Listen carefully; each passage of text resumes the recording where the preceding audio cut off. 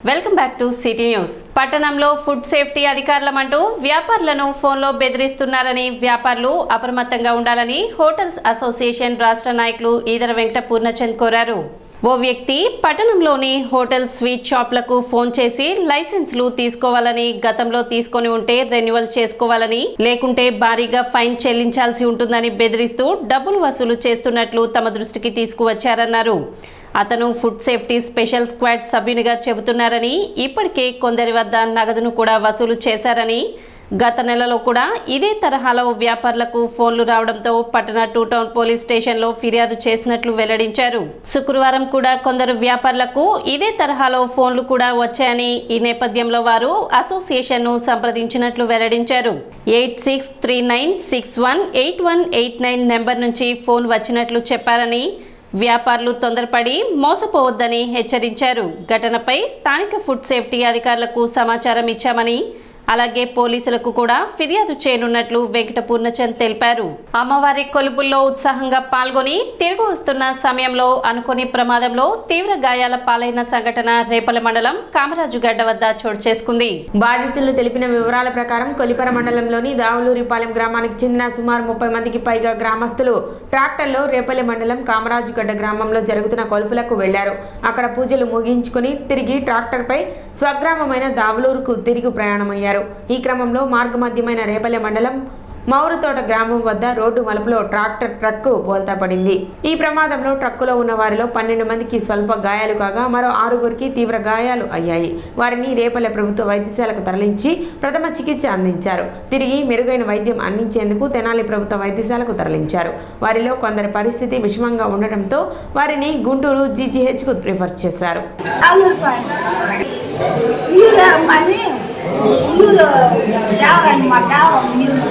ఆ దేవర సంబరానికి వెళ్ళామండి.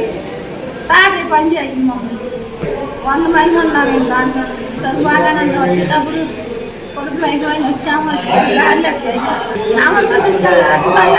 అందరూ పడిపోయాం. తాటలు వచ్చి తుమ్మిళ్ళు పోయాం.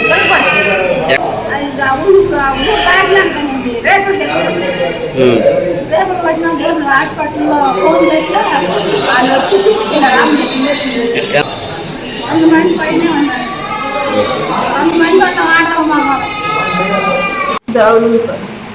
కొనుక్కులకి వెళ్ళేవాళ్ళం. ఊరు పని ఊరు నుంచి వస్తున్నట్టే తగ్గి ఆంధ్రప్రదేశ్ పై రేమాన్ తుఫాన్ ప్రభావం ఉంటుందని విశాఖ వాతావరణ శాఖ అధికారులు తెలిపారు. మధ్య బంగాళాఖాతంలో సముద్రం ఆటుపోట్లకు గురయ్యే అవకాశం ఉందని, మత్స్యకారులు వేటకు వెళ్లవద్దని హెచ్చరించారు. తుఫాన్ ప్రభావంతో నైరుతి రుతుపవనాలు వేగంగా కదులుతున్నాయని చెప్పారు. ఎన్నికల అనంతరం రాష్ట్రంలో జరుగుతున్న పరిణామాలతో సామాన్యులు భయపడే పరిస్థితి నెలకొందని తెనాలి టీడీపీ అధ్యక్షులు శ్రవణ్ కుమార్ విమర్శించారు.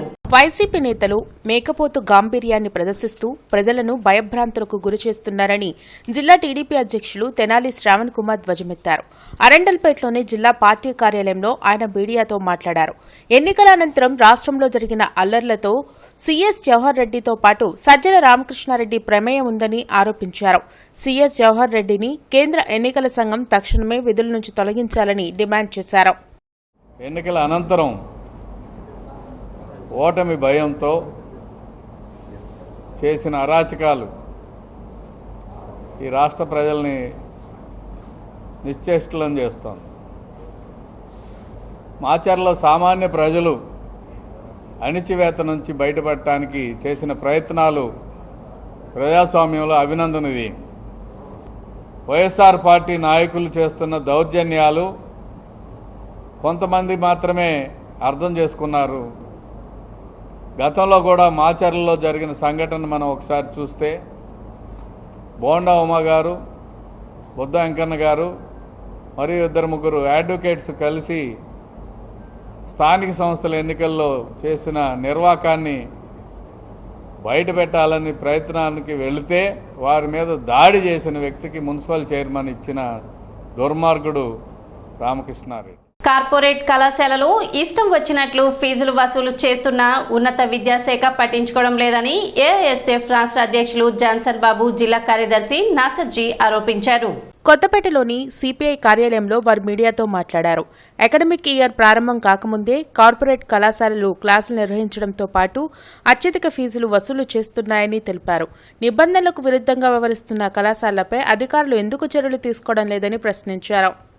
ప్రభుత్వ నిబంధనలకు వ్యతిరేకంగా ఇవాళ అకాడమిక్ ఇయర్ అయిపోయిన వెంటనే స్పెషల్ క్లాసుల పేరుతో దాదాపుగా ఉదయం 7 నుండి దాదాపుగా 7 వరకు సాయంత్రం 7 వరకు కూడా నడిపే కళాశాలలు ఉన్నాయి. అకాడమిక్ ఇయర్ అయిపోయి పూర్తి కాకముందే మరి ప్రారంభం కాకముందే ఇవాళ కార్పొరేట్ విద్యా సంస్థలన్నీ కూడా ఈ విధంగా నిబంధనలకు తుంగలో దొక్కుతూ ఉన్నాయి. ఇవన్నీ కూడా చూసిచున్నట్టుగా వ్యవహరిస్తూ ఉన్నారు. ఇది తగదు. ఇప్పటికే పేద విద్యార్థులంతా కూడా చదువుకు దూరమయ్యే పరిస్థితి ఉంది. ఇవాళ ఇంటర్మీడియట్ బోర్డుకు సంబంధించినటువంటి కోర్సులు కాకోకుండా మరి బైపీసీ ఎంపీసీల కోర్సులకు విపరీతంగా మరి ఐఐటి అని చెప్పేసి నీట్ అని చెప్పేసి రకరకాల పేర్లతో లక్షల రూపాయలు వసూలు చేస్తూ ఉన్నారు. ఈ వసూళ్లు కూడా అరికట్టాలి. అక్రమంగా ఏదైతే పుస్తకాలు దుస్తులు అమ్ముతా ఉన్నారో వాటిని కూడా సీజ్ చేయాలి. కళాశాలలు ఏవైతే నిబంధనలు పాటించకుండా ఉన్నాయో అవన్నీ కూడా సీజ్ చేయాలి. వెంటనే విద్యాశాఖ వెంటనే ఒక కమిటీ కూడా నిర్వహించాలని చెప్పేసి కూడా మేము డిమాండ్ చేస్తున్నాం. సిటీ న్యూస్ ముగించే ముఖ్యాంశాలు మరోసారి.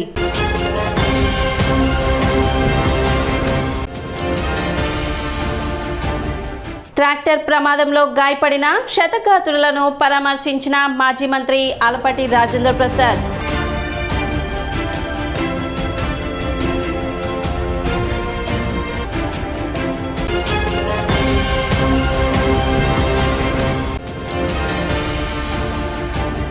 మైనర్లు వాహనాలు నడుపుతూ పట్టుబడినట్లయితే చట్టరీత్యా చర్యలు తీసుకుంటాం. 1 టౌన్ సిఐ దశరథ రామారావు హెచ్చరిక.